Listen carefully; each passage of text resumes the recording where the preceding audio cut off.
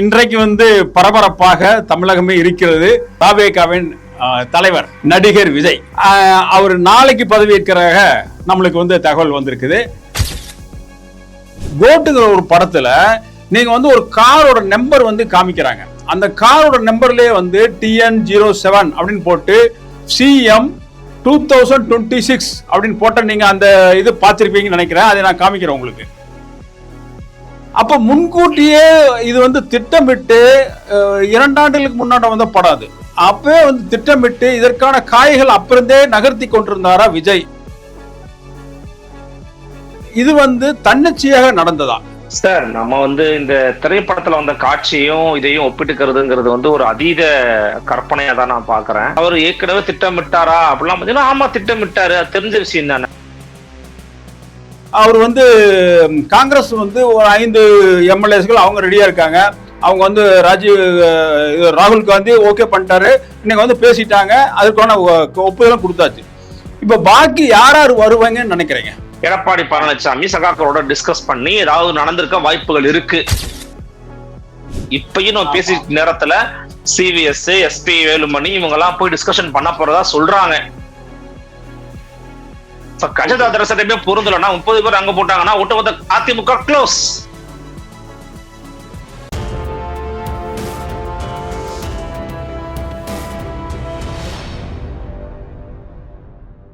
வணக்கம், ஊடறுப்பு நேயர்களுக்கு வணக்கம். இதுல நான் இன்றைக்கு பரபரப்பாக தமிழகமே இருக்கிறது. அதுல புதிய முகமாக, புதிய முதல்வராக நமது தாவேகாவின் தலைவர் நடிகர் விஜய் இன்னைக்கு வரப்போறார். அவர் நாளைக்கு பதவியேற்கிறதாக நம்மளுக்கு தகவல் வந்திருக்குது. அவர் பதவியேற்கிறது நாளைக்குன்னு சொன்னாலும் கூட, நீங்க என்ன படம் பாது கோட்டுங்கிற ஒரு படத்துல நீங்க ஒரு காரோட நம்பர் காமிக்கிறாங்க. அந்த காரோட நம்பர்லயே TN07 அப்படின்னு போட்டு CM 2026 அப்படின்னு போட்ட நீங்க அந்த இது பார்த்திருப்பீங்கன்னு நினைக்கிறேன். அதை நான் காமிக்கிறேன் உங்களுக்கு. அப்ப முன்கூட்டியே இது திட்டமிட்டு 2 ஆண்டுகளுக்கு முன்னாடி படாது. அப்பவே திட்டமிட்டு இதற்கான காய்கள் அப்பிருந்தே நகர்த்தி கொண்டிருந்தாரா விஜய் அப்படிங்கிறது ஒரு மிகப்பெரிய கேள்வி. இதை மட்டும் இல்ல, இவர் அந்த அரசியல் வர்றதுக்கான சூழலை எப்பிருந்து உருவாக்குறாரு, அல்லது இது தன்னிச்சையாக நடந்ததா? இதற்கு என்ன நீங்க சொல்றீங்க? சொல்லுங்க பார்க்கலாம். சார், நம்ம இந்த திரைப்படத்துல வந்த காட்சியும் இதையும் ஒப்பிட்டுக்கிறதுங்கிறது ஒரு அதீத கற்பனையா தான் நான் பாக்குறேன். அதற்கும் இந்த தேதியில போய் ஒரு பதவி ஏற்கிறதுக்குலாம் ஒன்றும் தொடர்பு கிடையாது. இப்ப மே மாசம் 8ஆம் தேதி ரிசல்ட் அறிவிச்சிருந்தா என்ன பண்ணிருப்பாரு? ஜூன் மாசம் 7ஆம் தேதி பதவி ஏற்றிருப்பாரா? அதுக்கு வாய்ப்பு கிடையாது. அது ஒரு அவ வெங்கட் பிரபு தான் இயக்குனர். வெங்கட் பிரபுக்கு பிடிச்சது தோனி நம்பர் 7, அதனால அவங்க அப்படி வச்சிருக்கலாம். அதனால இந்த 7 அந்த CM 2026ங்கிறது உண்மையிலேயே அவங்க ஒரு அசம்ஷன்ல இருந்தாங்க. ஏன்னா விஜய் அவர்கள் அதுதான் அரசியலுக்கு போறேன்ட்டாரு. ஸோ வெங்கட் பிரபு கூட கடைசி படங்கிறதுனால அதை ஒரு CM 2026ன்னு போட்டாரு. அது ஒரு ஆசையில போட்டாங்க, சரிங்களா? அதுவும் பாத்தீங்கன்னா நடந்துருச்சு அப்படிங்கிறதுல அது ஒரு கோஇன்சிடென்ஸ், அப்படி நடந்து போச்சு, அவ்வளவுதான்.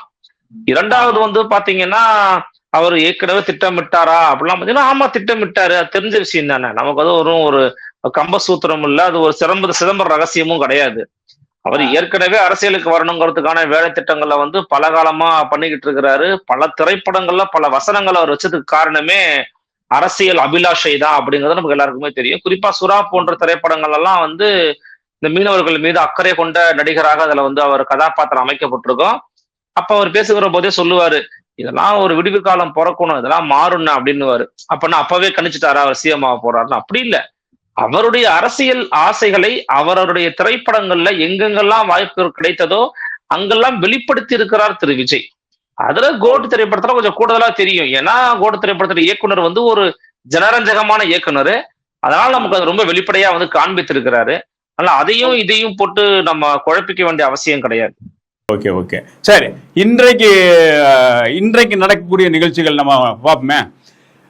இன்னைக்கு 234 தொகுதியில 108 தொகுதிகள் அவர் வின் பண்ணதா இருக்கு. அப்சல்யூட் மெஜாரிட்டி அப்படின்னு சொல்ல போனோம்னா 118 பேர் இருக்கணும் அப்படிங்கிறாங்க. இப்போ இவரோட கட்சியில் இருந்தா சபாநாயகரையும் கொடுத்து ஆக வேண்டியது இருக்குது. அப்போ இவருக்கு 108 ஜெயிச்சிருந்தாலும் ஒன்று குறையுது, அதுல சபாநாயகர் ஒன்று குறையுது. இன்னொன்று வந்து விஜய 2 தொகுதியில போட்டி போட்டிருந்தாரு. அந்த 2 தொகுதியில போட்டி போட்டனால ஒன்று வந்து அவர் வந்து வித்ட்ரா பண்ணணும், இப்போ ரிசைன் பண்ணணும். ஸோ இப்போ வந்து அதில் வித்ட்ரா பண்ணோம்னா அப்போ 108ங்கிறது 2 குறையுது பாருங்க. சபாநாயகர் கொண்டு போயிருது, இன்னொரு தொகுதியை ரிசைன் பண்ணணும். ஸோ 106 வருது.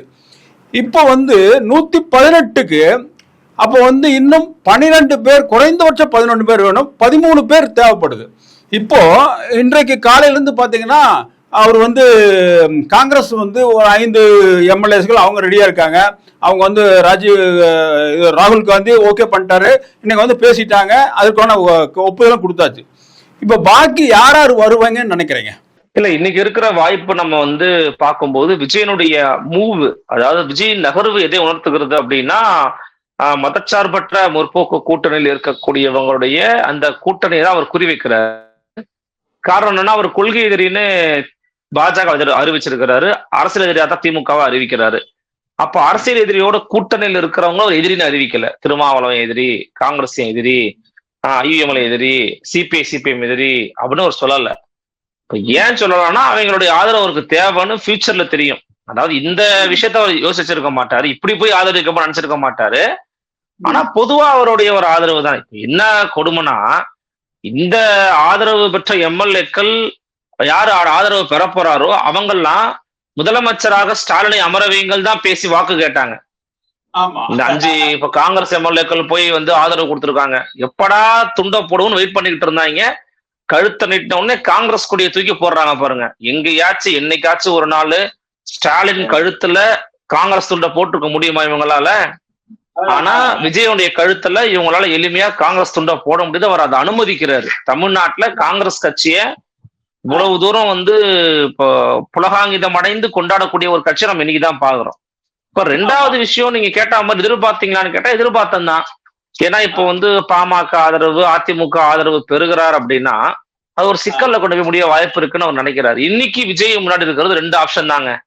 முதல் ஆப்ஷன் விசிக, இடதுசாரிகள் 2 பேர், மொத்தம் 4, விசிக 2 6, 3 2 6 ஆச்சு. இப்போ காங்கிரஸ் கொடுத்துட்டாங்க, 6 5 11 ஆயிருச்சு. ஐயுஎம்எல் கொடுத்தாங்கன்னா 13,000. இந்த 13 நீங்க சொன்ன மாதிரி 106 அப்படின்னு சொன்னீங்க. ஒருவேளை திருச்சி கிழக்குல அவர் வெல்வாருன்னு வச்சுக்குவோம், ஒரு பேச்சுக்கு சொல்றேன். திருச்சி கிழக்குல அவரே ஜெயிக்கிறாருனாலும் 107 பிளஸ் ஒரு 13 அப்படின்னு வரும்போது 120க்கு கொண்டு போய் நிப்பாட்டிரும். 120ங்கிறதே கம்ஃபர்டபுளாப்பான்னு கேட்டீங்கன்னா கம்ஃபர்டபுள் கிடையாது. என்னை கேட்டீங்கன்னா 125 130 இருக்கணும் கம்ஃபர்டபுளான ஒரு சோஃபால உட்காரத்துக்கு. அதுதான் தேவை. அப்போ அது அவருக்கு கிடைக்குமான்னு கேட்டீங்கன்னா கிடைக்காது. சோ என்னன்னா, ஒரு என்ன சொல்றது, ஒரு பழமொழி ஒண்ணு சொல்லுவாங்கல்ல, எப்ப என்ன ஆகும் அப்படின்னு தெரியாது அப்படிங்கிற, நித்திய கண்டோ பூர்ணாயுசுன்னுவாங்க. இப்ப அப்படியே ஓடிக்கிட்டு இருக்கோம். நீங்க ஏதாவது ஒரு காரியம் பண்ணும்போது இவங்க டக்குன்னு இந்த பாரு இதை பண்ணாதான் நான் உனக்கு ஆதரவு தெரிவி பண்ணாங்கன்னா நீ பண்ணிதான் ஆகணும். மத்திய அரசு ஒன்றிய பாஜக எதிர்த்து ஆர்ப்பாட்டம் பண்ணணும், நீ வந்து அசம்பிளில வந்து ஒரு தீர்மானத்தை நிறைவேற்றணுவாங்க, நீங்க நிறைவேற்றி ஆகணும். அப்ப அவங்களுடைய கொள்கைகளுக்குள்ள நீங்க ரொம்ப வீரியமா வந்து உங்களை உள்வாங்க ட்ரை பண்ணுவாங்க. கொஞ்சம் நீங்க பிசகுனீங்கனாலும் உங்களை தூக்கி போட்டுருவோம், ஃப்ளோ டெஸ்ட் வைங்கன்றுவாங்க. அப்ப இந்த பிரச்சனை இருக்கு. இது வந்து இவருக்கு இருக்கிற ஒரு வாய்ப்பு. இது மட்டும்தான் இருக்கும்னு நினைக்கிறீங்களா, அல்லது இப்ப வந்து இது வந்து அவருக்கு இருக்கிற ஒரு ஒன் ஆஃப் த வாய்ப்புங்க. அதை நோக்கிதான் அவர் நகர்றாருங்கிறனால இதை முதல்ல சொல்றேன். விஜய் அதை நோக்கி நகராக முதல்ல சொல்றேன். 2வது இருக்கிற ஒரு வாய்ப்பு இருக்கு. அது யாருன்னு பாத்தீங்கன்னா, வெளிப்படையாக தெரியக்கூடிய அதிமுகவுடைய எம்எல்ஏக்கள் 47 எம்எல்ஏக்கள் இருக்காங்க. ஒரு பிரச்சனையுமே இல்ல, கம்ஃபர்டபுள் ஜோன்ல போயிட்டு எடப்பாடி பழனிசாமிக்கு ஒரு நீங்க கடிதம் அனுப்பியிருந்தீங்க அப்படின்னா எடப்பாடி பழனிசாமி சகாக்களோட டிஸ்கஸ் பண்ணி ஏதாவது நடந்திருக்க வாய்ப்புகள் இருக்கு. இப்பயும் நம்ம பேசி நேரத்துல சிவிஎஸ், எஸ்பி வேலுமணி இவங்க எல்லாம் போய் டிஸ்கஷன் பண்ண போறதா சொல்றாங்க, நம்ம ஆதரவு கொடுப்போம்னு சொல்றாங்க. அது எந்த அளவுக்கு நடக்கும்னு தெரியல. ஒருவேளை இதனால கட்சி உடைகிறதா, பிளவுபடுகிறதாங்கிறதெல்லாம் குறித்து பேசுறாங்க. ஏன்னா 3ல ஒரு பங்கு இருந்தாங்கன்னா பிரச்சனை. 47 எம்எல்ஏக்கள் அவங்களுக்கு இருக்காங்க. 30 எம்எல்ஏக்கள் மேல போனா கட்சித்தாவல் தடை சட்டமே பொருந்தாது. இப்ப கட்சித்தாவல் தடை சட்டமே பொருந்தலைன்னா 30 பேர் அங்க போட்டாங்கன்னா ஒட்டுமொத்த அதிமுக க்ளோஸ். அந்த மாதிரி நிலைமைக்கு அதிமுக போகுமான்னு தெரியல. ஆனால் எடப்பாடி பழனிசாமியினுடைய கையில் தான் முடிவுகள் இருக்கு. அவர் என்ன முடிவு எடுக்க போறாரு அப்படிங்கறதா இப்ப வந்து ஒரு மிகப்பெரிய கேள்விக்குறியாக நமக்கு வந்து எழுந்திருக்கிறது. எனவே இந்த 2 வாய்ப்புகள் தான் விஜய்க்கு இருக்குது. மூன்றாவது, ஏன்னா எப்ப வேணா இந்த விசிகா அவங்களாம் சேர்த்தீங்கன்னா நம்ம தகுந்த ஆட்கள் தான், மாற்று கருத்து இல்ல. ஏதாவது அசம்பாவிதம் நடந்துச்சுன்னு வச்சுக்கோங்களேன், ஃப்ளோர் டெஸ்ட் நீங்க தோத்து போனீங்கன்னு வச்சுக்கோங்களேன், அது பெரிய சிக்கலை உருவாக்கும். நம்ப தகுந்த ஆட்கள் நீங்க எப்படி சொல்றீங்க? ஏன்னா இப்ப நீங்க விஜயோட சேர்ற காங்கிரஸும் சரி, விசிகா அல்லது 2 கம்யூனிஸ்ட் கட்சிகளும் சரி, எல்லாமே வந்து திமுகவோட இருந்தது. திமுக தான் இவரோட முதல் எதிரி, அரசியல் எதிரின்னு சொல்லிட்டு இருந்தாரு. இப்ப திமுகல இருந்த இந்த ஆட்கள் வந்து ஒரு ஸ்லீப்பர் செல் மாதிரி உள்ளுக்குள்ள இவங்களுக்குள்ள போனாங்கன்னா வேற எளிமையாக எல்லாத்தையும் கலைச்சிருவாங்களே. இவங்க ஸ்லீப்பர் செல் மாதிரி உள்ளுக்குள்ள போறதுக்கு இவங்கள்ட்ட என்ன பலம் இருக்கு? ஒத்த சீட்டு 2 சீட்டு வச்சுக்கிட்டு இவங்களால என்ன பிளே பண்ண முடியும்? போறது என்னமோ ஒரு இரட்டை இலக்கத்துல எல்லாம் போனாங்கன்னா நீங்க சொல்றதெல்லாம் நடக்கும். இல்ல, இந்த 10 சீட்டுலயே வந்து எத்தனை பேர் ஸ்லீப்பர் செல்னு சொல்ல முடியாதுங்கல்லங்க. 10 பேர்ல 6 பேர் வெளியே வந்தா 5 பேர் வெளியே வந்தா என்ன நடக்கும்? அததாங்க சொல்றேன். இப்போ அவங்க திமுக சொல்லில அதை பண்ண வேண்டிய அவசியம் இல்லை, அவங்களாவே இயல்பா பண்ணுவாங்கன்ற நான். அதனாலதான் நான் உங்களுக்கு முன்னாடியே சொன்னேன், ஒஸ்கே சினாரியோ இவங்க என்னைக்காச்சும் முன்ன பின்ன வாங்கினாங்க, நெருக்கடி கொடுத்தாங்க, அதை விஜயால சமாளிக்க முடியாது அப்படிங்கிற பிரச்சனை வந்துச்சுன்னா அது ரொம்ப கஷ்டம். அப்புறம் கவர்னர் ஆட்சி கொண்டு போய் விட்டுரும், தேவையில்லாம தமிழ்நாட்டுக்கு பல சிக்கல்கள் உருவாகும். அதனால எனக்கு தெரிஞ்சு பெஸ்ட் ஆப்ஷன் அவங்களுக்கு இருக்கிறது அதிமுக 47 எம்எல்ஏக்கள் இருக்கிறாங்க. அப்படியே அவங்கள்ட்ட இப்ப 2 பேரும் ஒன்னா பேசி உட்காந்து ஒரு கூட்டணி கூட்டு ஆட்சி உருவாக்குவோம், நீங்க இந்த அமைச்சரவை எடுத்துக்கங்க, நான் இதை எடுத்துக்கிறேன் அப்படின்னு தனியா நின்று அது மாதிரி பண்ணாங்கன்னா ஓகே. ஏன்னா எதிர்கட்சி அரசியல கூட நீங்க கிடையாது. என்ன ஒண்ணு, எடப்பாடியோட ஸ்டேச்சருக்கு அவருடைய ஒரு முன்னாள் முதலமைச்சர் அவர் வந்து விஜய்கிட்ட போய் கேட்டுனாருன்னு ஒரு பேர் வரும். பட் அந்த பேர் வந்தாலும் ஒன்றும் பண்ண முடியாது. இன்னொன்னு, நீங்க கூடவே இருந்து நீங்க சில விஷயங்களை சாதிக்கவும் முடியும். நெருக்கடி கொடுத்து இதை பண்ணுங்கப்பா அதை பண்ணுங்கப்பான்னு சொல்ல முடியும். 2 பேருக்கும் ஒரே எதிரி திமுக தான். பிஜேபியை கழட்டி விட்டாச்சு, ஒரே ஒரு எம்எல்ஏ தான், அது போப்போன்னு டாடா காமிச்சு விட்டுட்டு இவரோட சேர்ந்துக்கிட்டு காங்கிரஸ் வந்துட்டாங்கன்னா காங்கிரஸ் தாவேகா அதிமுகங்கிறது ஒரு பெரிய கூட்டணியா கூட ஃபியூச்சர்ல மேபி கிரியேட் ஆகலாம். சோ இந்த விஷயம் இருக்கு, அதை நம்ம வந்து இதை வந்து ஒரு வாய்ப்பா இருக்கும் நான் பாக்குறேன். இல்ல, நீங்க சொல்றது வந்து சரியா இருக்கு. ஆனால் வந்து கொள்கை எதிரின்னு சொல்லக்கூடிய பிஜேபியோட இருந்த கூட்டணியா இருந்தக்கூடிய அந்த அதிமுகவை இவர்கள் எப்படி ஏற்றுக்கொள்வார்கள்? கொள்கை எதிரியா இருந்த பிஜேபியோட ஏற்கனவே கூட்டணி வச்ச கட்சி தானே விசிக. அப்புறம் அவங்கள மட்டும் சேர்த்துப்பீங்களா? கொள்கை எதிரியா இருந்த பிஜேபியோட கூட்டணி வச்சு பவர் ருசித்த கட்சி தானே திமுக. அந்த திமுகவோட போய் ஏன் கூட்டணி வந்தாங்கன்னு கேட்பாரா? அப்பெல்லாம் நதிமுல் ரிஷி மூலம் பார்க்க முடியாது சார். இவங்களுடைய கட்சி கொள்கைன்னா, இவங்க கட்சி கோட்பாடுன்னா, இவங்க நிலைப்பாடு என்ன, இவங்க எல்லாரும் ஆன்டி பிஜேபி. சோ நான் சேர்த்துக்கிறேன், அவ்வளவுதான். அதிமுக அதிமுக பாஜகவுடைய கிளை பிரிவா? அதிமுகவோட ஒரு கூட்டணி கட்சி தாங்க பாஜக. அதிமுகவின் தோல் மீது ஏறி சவாரி செய்து கொண்டிருந்த கட்சி தான் பாஜக. அதை துடைத்து எறிந்திருக்கிறார்கள் தமிழ்நாட்டு மக்கள். அதுல ஒரு பங்கு வந்து விஜய் அவர்களுக்கு இருக்கு, நான் மறுக்கல. அந்த பாஜகவை தொடர்ச்சி எரிஞ்சிட்ட பிறகு பிஜேபி வந்துடும் பிஜேபி வந்துடும் பிஜேபி வந்துடும் பேசுறதுங்கிறது வந்து சரியான பார்வை கிடையாது சார். இப்போ நீங்க அது விஜய்க்கு சேஃபான ஒரு ஜோன் சொன்னோம்னா, இப்ப இருக்கக்கூடிய அந்த திமுக கூட்டணி இருந்தா அந்த கட்சிகளை, உதிரி கட்சிகளை சேர்க்கிறது நல்லதா, அல்லது பலம் வாய்ந்த எதிரி கட்சியாக இருந்த அதிமுகவை சேர்த்துக்கிறது ஒரு சேஃபான ஜோன் நினைக்கிறீங்களா? சேஃப் ஜோன் நீங்க நான் சொன்னதை வச்சு கரெக்டா நீங்க அனலைஸ் பண்ணலாம் சார். சேஃப் ஜோனுங்கிறது அதிமுக மட்டும்தான். ஏன்னா 47 எம்எல்ஏக்கள் இருக்காங்க சார். 47 எம்எல்ஏக்கள் 108 எம்எல்ஏக்கள் சேரும் போது அது 2 பேருக்கும் பெரிய கொள்கை முரண்பாடெல்லாம் ஒண்ணும் கிடையாது. இவருடைய கார்ல் மார்க்ஸ் இவர் என்ன சேகுவராவா அப்படிலாம் ஒண்ணும் கிடையாது. 2 பேருக்கும் ஒரே எதிரி திமுக மட்டும்தான். திமுக தீய சக்தியை வீழ்த்துவோம், அவ்வளவுதானே. ஓகே. அப்படி இருக்கும்போது என்ன ஒரு பயம் இருக்கும்னா, அதிமுகவை தாவேகாவோடு கரைக்கக்கூடிய ஒரு சூழ்நிலை உருவாகி விடுமோன்ற எண்ணம் வேணா அதிமுகவுக்கோ தலைமை எடப்பாடி பழனிசாமிக்கோ இருக்கலாம். என்னப்பா நாளைக்கு நம்ம தம்பி கூட போய் சேர்ந்தோம்னா கட்சி கரைஞ்சிச்சுன்னா என்ன பண்றது, ஒட்டுமொத்த பயன் அங்க போயிட்டு என்ன பண்றது, செங்கோட்டையனை பாத்தியா செங்கோட்டையனே போயிட்டு நம்மளும் போயிடலாம் நினைச்சா என்ன பண்றதுங்கிற எண்ணங்கள்லாம் உருவாகலாம். ஏன்னா இப்ப நீங்க பவர் இல்லாம எப்படி இருப்பாங்கன்னு தெரியல. ஏன்னா 5 வருஷமா பவர் இல்ல அதிமுக கிட்ட. பவர் இல்லாம அவங்க இருப்பாங்களான்னு தெரியல. இப்ப பவர் இல்லாம இருக்கணும்னா எடப்பாடி கூட கூப்புல உட்கார வேண்டியதுதான். அப்ப நம்ம உட்கார கூடாதுன்னா அமைச்சரோட போய் இடம் பெறுவோம், வாங்க தலைவரை போய் பேசுவோம், எடப்பாடியை கூட்டிட்டு போவாங்க. இப்ப எடப்பாடியிலே பேசிக்கிட்டு இருக்கிறதா செய்தி வருது. அதுல ஜோக் என்னன்னா, எடப்பாடி பழனிசாமி கிட்டயோ அதிமுக கிட்டயோ இப்ப வரைக்கும் ஒரு கடிதம் மூலமா ஒரு ஆதரவு கேட்கவே இல்லைங்க விஜய். ஆமா, அழையா விருந்தாளியாக நீங்கள் போவது என்பது அவமானகரமான ஒரு விஷயம். அதனாலதான் ரொம்ப யோசிச்சுட்டு இருக்கிறாங்க. இதுல என்ன ஒரு நடக்கலாம்னா, ஒஸ்கே சினாரியோ சொல்றேன், கட்சியை உடைச்சாங்கன்னா ஒரு 30 பேர் அங்க உடைச்சிட்டு போறாங்கன்னா நீங்க ஒண்ணுமே பண்ண முடியாது. ஆமா, அப்ப ஒரு சிக்கல் உருவாகும். அதிமுக கட்சிக்குள்ள பெரிய சிக்கல் உருவாகும். அது ஒரு டிராமா ஸ்டேஜுக்கு கொண்டு போய் விட்டுரும் சார். அது சிக்கல்ல தான் போய் விடும். அதனாலதான் நான் சொல்றேன், விஜய் இன்னும் அந்த ரிஸ்க் எடுக்கல. நாளைக்கு அவர் சிஎம்ஆ ஸ்வேரிங் பண்ண பிறகு கூட he has some time, 2 weeks time இருக்குது அவருக்கு. இவங்க எல்லாம் ரொம்ப சேட்டை பண்றாங்க, சிபிஐ சிபிஎம் சேட்டை கொடுக்குறாங்க, ஐஎம் சேட்டை கொடுக்குறாங்கன்னா, எப்பா நீங்க ரொம்ப பண்றீங்க, நீங்க கிளம்புங்க அப்படின்னு சொல்லிட்டு காங்கிரஸுக்கு அதிமுக பெரிய பிரச்சனை எல்லாம் கிடையாது சார். காங்கிரஸ் முதல்ல அதிமுக எதிரியாவே பார்க்கல சார்.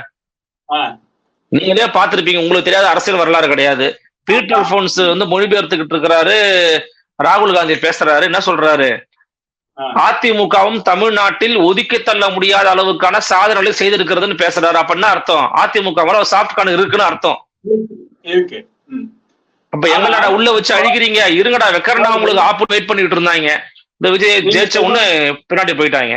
நீங்க சொல்றபடி பார்த்தா அதிமுகவை ஏன் விஜய் அழைக்கவில்லை அப்படிங்கிற ஒரு கேள்வியில நம்ம சில இதுகள் என்ன தெரியுதுன்னா, எடப்பாடியார் ஆரம்பத்திலிருந்தே சொல்லிட்டு இருந்தாரு, நான் தான் முதலமைச்சர், வந்தா நான் தான் முதலமைச்சர்னு சொல்லிட்டு இருந்தாரு. ஒண்ணு. அதுக்கு அடுத்தது விஜயே வாயில என்ன சொல்லியிருக்காருன்னா, எங்களுடைய கூட்டணி அமைச்சரவை அமைக்கப்படும் அப்படின்னு சொல்லியிருக்காரு. சோ இப்ப இந்த சிக்கல்கள்லாம் உருவாகுதல்ல. இப்ப எடப்பாடியார் நான் தான் முதலமைச்சர்னு சொல்றாரு வைங்க, அவருக்கு ஒத்து வந்துருவாங்களா? ஒன்னொன்னு. அதுக்கு அடுத்தது விஜயோட அந்த அமைச்சரவையில அதிமுக நாங்களும் அமைச்சரவை இருப்போம் அப்படின்னு அந்த சிக்கல்கள் உருவாகாதா? இதனாலதான் விஜய் தயங்குறாரா? அதான் சார், நான் முன்கூட்டியே சொன்ன மாதிரிதான், விஜய் அவர்களை தேர்வு பண்ணது முதலமைச்சர் விஜய் அவர்கள் தான். அதுல ஒரு மாற்று கருத்தும் கிடையாது. என்ன கேட்கலாம்னா, எடப்பாடி பழனிசாமி டெபுட்டி சிஎம்மா கேட்கலாம், அதுவே கொடுக்கறது கஷ்டம். அல்லது மினிஸ்ட்ரி கேட்கலாம், ஏதாவது ஒரு மினிஸ்ட்ரி கொடுங்க. நாங்க எம்எல்ஏக்கள் 47 எம்எல்ஏக்கள் இருக்கிறோம், எம்எல்ஏக்கள் என்னுடைய எண்ணிக்கைக்கு ஏற்ற மாதிரி மினிஸ்ட்ரி கொடுங்க. 24 மினிஸ்டர் போடுறீங்கன்னா நாங்க 47 எம்எல்ஏக்கள் இருக்கிறோம், எங்க எல்லாருக்கும் தேவையில்ல, ஒரு 6 பேர் 7 பேர் இருக்கோம், இல்ல 5 பேர் இருக்கோம், அதுக்கேற்ற மாதிரி கொடுங்கன்னு கேட்கலாம். அப்படி ஒரு கூட்டணி மந்திரி சபை உருவான ஒரு கலர்ஃபுல்லான ஒரு அசம்பிளியா இருக்கும். ஒன்றும் தப்பு ஒன்றும் கிடையாது. அது ஒரு புதிய ஜனநாயகமா கூட பார்க்கலாம். நம்ம இறுதி முடிவு முதலமைச்சர் தாங்க இருக்கு. அதாவது அவருடைய உள்துறை, காவல்துறை, பெண்கள் பாதுகாப்பு, குழந்தைகள் பாதுகாப்பு, நெடுஞ்சாலைத்துறை, ஏன்னா இதெல்லாம் ஊழல் பண்ற துறை. இந்த ஊழல் பண்ற துறைலாம் நீங்க வச்சுக்கணும். எதெல்லாம் இப்போ என்ன சொல்றதுன்னா, இந்த கோஆப் டேக்ஸ்னு ஒரு துறை இருக்கும், அப்புறம் இந்த சின்ன சின்ன விஷயங்கள் இருக்கும், அதெல்லாம் அவங்கள்ட்ட கொடுத்தா அதுல கூட ஊழல் பண்ணாம பாத்துக்கணும். ஏன்னா அதிமுக ஒரு ஊழல் கட்சியாக ஏற்கனவே அறியப்பட்ட கட்சி தான். ஒன்னும் மாற்று கருத்துல பொய் போறது மறக்கிறதுக்குலாம் ஒண்ணும் கிடையாது. திமுக அதிமுக ரெண்டுமே ஊழல் கட்சி தான். அப்ப அந்த ஊழல் சக்திக்கு மாற்றம் தான் அவங்க தேர்வு பண்ணாங்க. ஒருவேளை நாளைக்கு நீங்க அதிமுகவோட ஆதரவு கேக்குறீங்கன்னா அவங்கள வைக்க வேண்டிய இடத்துல வைக்கணும். அதுக்கு அதிமுக ஒத்துக்கணும். இதெல்லாம் நடந்தாதான் இந்த கூட்டணி, இல்லைன்னா கூட்டணி கிடையாது. சரி, இப்போதைக்கு அப்போ விஜய்க்கு சேஃப் ஜோன் இல்லைங்கிறது தான் ஒரு தீர்மானமா நீங்க சொல்றீங்க. ஏன்னா அதிமுக வந்தாலும் பல சிக்கல்கள் உருவாகும். அது போல இந்த உதிரி கட்சிகள், திமுகவுடன் சேர்ந்த உதிரி கட்சிகள் ஸ்லீப்பர் செல்லாக உள்ளுக்குள்ள நுழைஞ்சிட்டு அவங்க வேற ஏதாச்சும் பண்ணாலும் சேஃப் ஜோன் இல்லைங்கிறீங்க. ரெண்டுமே சேஃப் ஜோன் இல்லாம இந்த ஆட்சி 5 ஆண்டுகள் நிலைக்குமா? சார் நீங்க சொன்னீங்க இப்போ விஜய்க்கு இது எதுவுமே சேஃப் ஜோன் நினைக்கிறீங்க. முதல்ல கேட்டீங்க விஜய்க்கு சார், தமிழ்நாட்டுக்கு சார் ஒரு வகையில தமிழ்நாட்டுக்கு இது சாபக்கேடு. அதாவது இந்த வார்த்தை நீங்க வேற மாதிரி புரிஞ்சுக்க வேண்டாம். என்னன்னா, ஒண்ணு இவங்க வரணும், இல்ல அவங்க வரணும், இல்ல யார் வந்தாலும் 118க்கு மேல வரணும். அவனுக்கு அடுத்தடுத்த பொழப்பு இருக்கு சார். நம்ம இது பெரும்பான்மை வருமா வராதா இதையே பேசிக்கிட்டு நினைச்சு பாருங்க. இந்த பெரும்பான்மையை அவர் நிரூபிக்கலனா, ஒருவேளை யாரும் ஆகுதிற்கு முன் வரலன்னா ரீஎலெக்ஷனு, கவர்னர் ஆட்சி, எலக்ஷன் சந்தைக்கு யார்கிட்ட காசு இருக்கு, யார்கிட்ட பணம் இருக்கு, மக்கள் நேரம் என்ன ஆகுறது, உழைப்பு என்ன ஆகுறது, அப்போ இத்தனை சிக்கல்கள் இருக்கு. அதனாலதான் நம்ம என்ன சொல்றோம்னா, போயிட்டு போகுதுங்க காங்கிரஸ் இவங்க எல்லாம் ஒன்னா போய் திமுகவே சொல்லி அனுப்பியிருக்கணும், போங்கப்பா போங்கப்பா போய் ஆதரவு கொடுங்கப்பா போங்கப்பா கொடுத்து ஒழிக்கணும்ன்ற நானு. அதனால விஜய்க்கு சேஃப் சோனா இல்ல தமிழ்நாட்டுக்கு சேஃப் சோனா முதல்ல மாத்தணும் சார். அடுத்த மாசம் பட்ஜெட் சார் நமக்கு 10 லட்சம் கோடி கடன் இருக்கு சார். நீங்க 2500 ரூபாய் கொடுப்பேன்னு சொல்லிருக்கீங்க, 6 சிலிண்டர் கொடுப்பேன்னு சொல்லிருக்கீங்க, பிள்ளைங்களை இடைநிற்றல் பண்ணாங்கன்னா 15,000 ரூபாய் கொடுப்பேன்னு சொல்லிருக்கீங்க, வயசானவங்களுக்கு 3000 கொடுப்பேன்னு சொல்லிருக்கீங்க, பெண்களுக்கு இலவச பேருந்துன்னு சொல்லிருக்கீங்க. இவ்வளவு திட்டத்தையும் பண்ணணும் சார். காசு எங்க சார் இருக்கு? பணம் வேணும் சார். அப்போ டோட்டலா இந்த விஷயத்தெல்லாம் பத்தி நம்ம யோசிக்கணும், அவங்க யோசிக்கணும்னா இதை முதல்ல முடிச்சு விடணும். 118 கிடைச்சிருச்சா, சரி போங்க போய் அடுத்த வேலையை பாருங்க அப்படின்னு போகணும். ஆனா அது ஒரு ரிஸ்க். அந்த ரிஸ்கை எதிர்கொள்ள விஜய் தயாரான மனிதராக மாத்திக்கணும் தன்னை. வேற வழி கிடையாது. இப்ப அதிமுக கூட போனா பெரிய சமரசங்களை செய்யணும், இவங்களோட போனா பெரிய சமரசங்களை பண்ண வேண்டிய அவசியம் இருக்காது. ஆனால் குடைச்சல் இருக்கும். இத பண்ணு, மோடி எடுத்து இதை பேசு, இதுக்கு இந்த ஆர்ப்பாட்டத்தை அறிவி, இந்த தீர்மானத்தை கொடு, பிஜேபி எதிர்த்து இது பண்ணு. இல்ல சார் பண்ண முடியாதா, பண்ண முடியாதா சுவிட்ச் ஆஃப் பண்ணிருவேன் அப்படிங்கிற மாதிரி ஏதாவது ஒண்ணு ஜெமிக்ஸ் பண்ணுவாங்க. அதுக்கு அவர் அடிபணிஞ்சு ஆகணும். அப்ப இந்த பிரச்சனை எல்லாம் இருக்குல்ல அவருக்கு. விஜய்க்கு சேஃப் ஜோனு அப்படிலாம் இல்ல, தமிழ்நாட்டுக்கு சேஃப் ஜோன் வேணும். விஜய் வந்து மக்கள் வந்து, நான் சிஸ்டம்ல இருக்கிறத வச்சு சொல்றேன், வாக்காளர் எண்ணிக்கையில 1.25 கோடி பேர் விஜய்க்கு போட்டிருக்கான் சார். திமுகவுக்கு 1 கோடியே 30 லட்சம் 20 லட்சம் பேர், 1 கோடியே 40 லட்சம் பேர் போட்டிருப்பாங்க, 20 லட்சம் பேர் போட்டிருக்காங்க. அப்புறம் அதிமுக 1 கோடியே 1 லட்சம் பேர் போட்டிருக்காங்க. நாம் தமிழர் கட்சிக்கு 20 லட்சம் பேர் போட்டிருக்காங்க. இப்ப நீங்க சிஸ்டம் படி பாத்தீங்கன்னா அதிகமான ஓட்டு வாங்கினது விஜய். சோ சிஎம் ஆக்கியாச்சு. பட் ஓவராலா ஒரு பர்ஸ்பெக்டிவ்காக சொல்றேன், அப்படிதான் எடுத்துக்கிறோம்னு சொல்லல, ஒரு பர்ஸ்பெக்டிவ்காக விஜய் வேணாம்னு நினைக்கிற மக்கள் தமிழ்நாட்டில் 2.5 கோடி பேர் இருக்கா சார். விஜயை சூஸ் பண்ண விரும்பலங்க நினைக்கிற 2.5 கோடி மக்கள் தமிழ்நாட்டில் இருக்காங்க. தமிழ்நாட்டு மக்கள் அப்படியே எல்லாருமே கோட்பாடை தூக்கி போட்டாங்க, கொள்கையை தூக்கி போட்டாங்க, திரை கவர்ச்சிக்கு மயங்கிட்டாங்க அப்படின்னு எல்லா மக்களையும் புறம் பேச வேண்டிய, குறை கூற வேண்டிய தேவை நமக்கு இல்லை. அது சொல்லவும் முடியாது. ஏன்னா வந்து டெமோக்ராட்டிக் நம்மளோட நானு சொல்லி முடிக்கிறேன். அதனால மக்கள் வந்து முழுமையா ஒரு பெரும்பான்மையை விஜய் அவர்களுக்கு கொடுக்கல. 118 அவரால் தாண்ட முடியல. ஒரு கம்ஃபர்டபுள் ஜோனுக்குள்ள வரல. இது அலையெல்லாம் கிடையாது, இது ஒரு சுனாமியும் கிடையாது. இது ஆட்சியாளர்கள் மீதான அதிருப்திக்கு கிடைத்த வாக்கு. எடப்பாடி பழனிசாமி சுவீகரிக்கல, சீமான் சுவீகரிக்கல, களத்தை ஸ்மெல் பண்ண விட்டுட்டாங்க. டைரக்ஷன்லாம் மாத்தி மாத்தி மாத்தி மாத்தி போயிட்டு இருந்தாங்க. அவர் ஒரே டைரக்ஷன்ல வந்தாரு, முடிச்சாரு, போனாரு. சோ இப்ப நம்மளுடைய எண்ணம் எதை நோக்கி இருக்கணும்னா, இந்த ஆட்சி 5 ஆண்டு காலம் நடத்தி முடிக்கட்டும் சார், ஆடட்டும் சார், ஆட விடுங்க சார். முதல்ல ஆட விட்டாதான் அவர் எங்க நல்லா ஆடுறாரு, எங்க ஆட தெரியல, எங்க ஸ்டெப்ப மறக்கிறாரு, எங்க ஒரு ஸ்டெப்பே தெரியாம வேற என்னமோ ஆடிக்கிட்டு இருக்காருங்கிறது தெரியும். அதனால கூடிய சீக்கிரம் இந்த பஞ்சாயத்து முடிவுக்கு வர்றதா தமிழ்நாட்டுக்கு நல்லது. சரி, இப்போ நீங்க 5 ஆண்டுகள் ஆடை முடிக்கட்டும்ங்கிறீங்க. 5 ஆண்டுகள் ஆடி முடிக்கிறதுக்கு இவர் பல தேர்தல் இதெல்லாம் சலுகைகள்லாம் சொல்லியிருக்காரு. இந்த சலுகைகள்லாம் நிறைவேற்ற முடியுமா?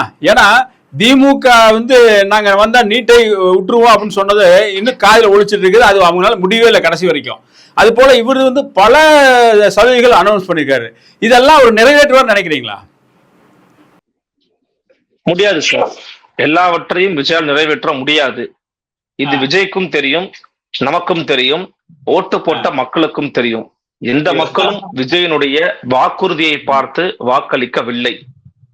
விஜய் என்கிற தனி மனித பிம்பம், திரை கவர்ச்சி, அவர் மீதான அபரிமிதமான பாசம், எதிர்பார்ப்பில்லாத அன்பு, ஒரு கரிஸ்மாட்டிக் ஃபேஸ், இதுக்காக விழுந்த ஓட்டு. நம்ம ஒன்றும் மறுப்பது ஒளிவு முறைவுலாம் ஒன்றும் கிடையாது. நான் அவருக்கு அதாவது ஒண்ணுமே இல்லைங்க மேனிஃபெஸ்டோவா அது அப்படிலாம் சொல்ல. மேனிஃபெஸ்டோவை டீகோட் பண்ணணும்னா நிறைய சிக்கல்கள் இருக்கு, நடைமுறைக்கு சாத்தியமில்லாத பல விஷயங்கள் இருக்கு, புரியுதுங்களா?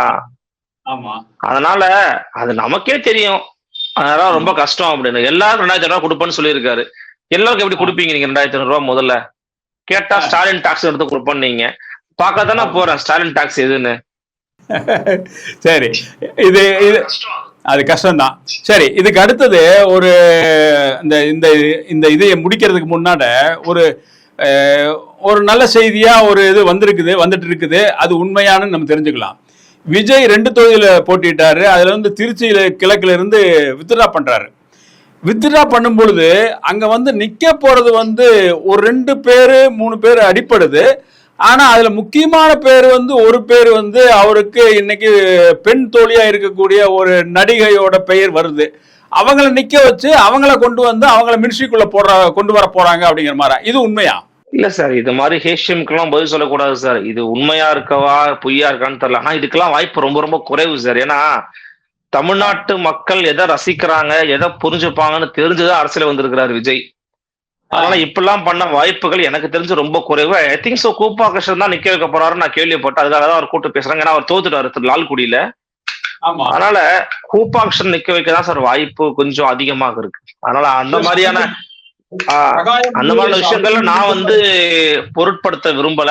இன்னொன்னு நம்ம ஹேஷியங்களுக்கு பதில் சொல்லக்கூடாதுன்னு நினைக்கிறேன் நான். ஓகே சரி, இதை தாண்டி நம்ம இன்னொரு கேள்வி, ஒரே ஒரு கேள்வி இருக்கு. அதாவது இவரோட மினிஸ்ட்ரிக்குள்ள இன்னைக்கு இருக்கக்கூடிய இவர் தேர்ந்தெடுத்த எம்எல்ஏஸ் இன்னைக்கு வந்திருக்காங்கல்லங்க, அவங்க எல்லாருமே நேர்மையான மனிதர்கள் நினைக்கிறீங்களா, அல்லது அவர்களும் பல இடங்கள்ல வந்து சறுக்கி விழுந்தவர்கள் நினைக்கிறீங்களா? ஏன்னா ஒரு செய்தி நான் கேள்விப்பட்டேன், சேலம் தெற்கா கிழக்கான்னு தெரியல, அங்க ஒரு பழைய எஸ்ஐ ஒருத்தர் வந்து வின் பண்ணியிருக்காரு. அவர் வந்து நேரடியாக ஒரு மனிதரை வந்து வாயுக்குள்ள கன் வச்சு சுட்டிருக்காரு அவரு காலத்துல. ஸோ அவர் இன்னைக்கு வந்து ஒரு எம்எல்ஏ வந்திருக்காரு. ஒரு மனித உரிமை மீறல் தாண்டி இதெல்லாம் நடந்திருக்குது. அது போல பல செய்திகள் வருது. இப்ப விஎஸ் பாபு வந்து நம்ம கொளத்தூர் தொகுதியில முதல்வரை எதிர்த்து போட்டியிட்ட கொளத்தூர் தொகுதி அவர் வின் பண்ணியிருக்காரு.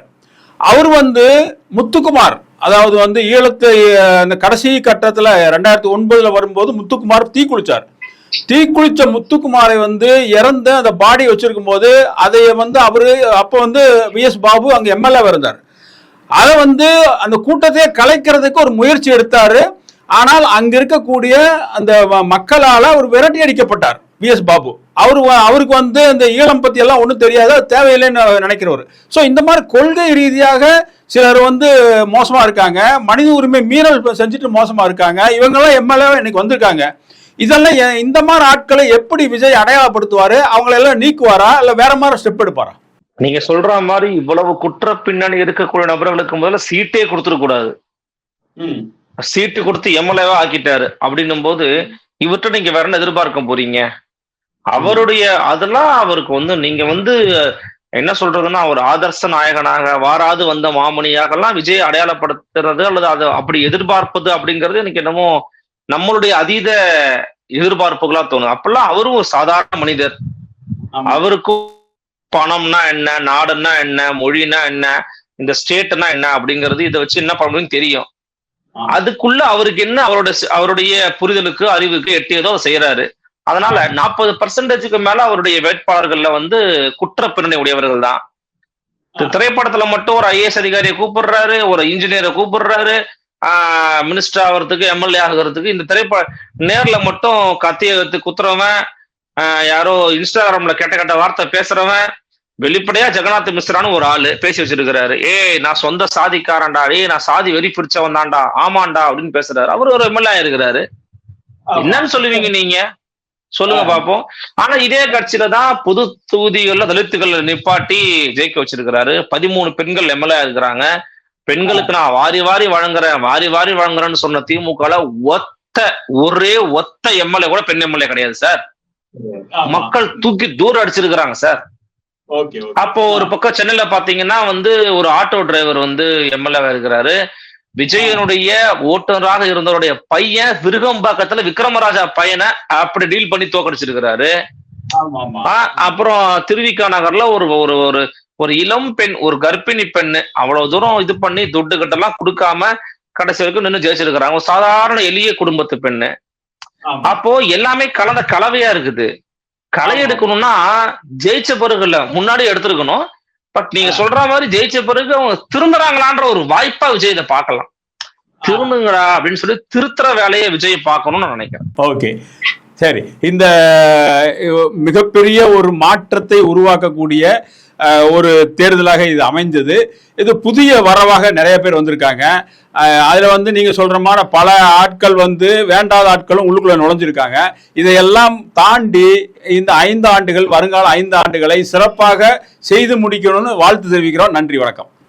நன்றி.